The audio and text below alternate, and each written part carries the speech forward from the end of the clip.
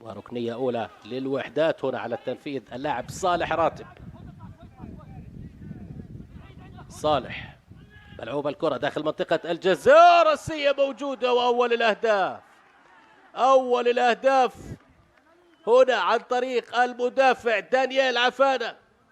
رأى الفريق شاهد الإعادة هنا من صالح راتب ودانيال من فوق الجميع. هنا يحرز أول أهداف اللقاء، هدف يأتي في الدقيقة 8 عن طريق المدوكت.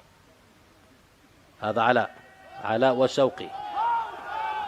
الحكم يطلب مواصلة اللعب باتجاه موالي، لا يوجد فيها أوفسايد، خطيرة للوحدات الآن وقريب جدا من إحراز ثاني الأهداف، وينجح صالح راتب يضيف الهدف الثاني لمصلحة نادي الوحدات.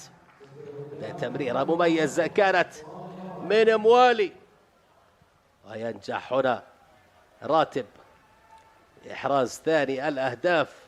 شاهدنا اللاعب محمد موالي، شاهد هنا الإعادة، الحكم لم يحتسب شيء، وشاهد هنا موالي وحيد، وهنا صالح راتب ينطلق بالسرعة القصوى، وموالي وتمريرة موالي باتجاه صالح راتب وإحراز ثاني الأهداف، هدفين مقابل لا شيء لمصلحة نادي الوحدات.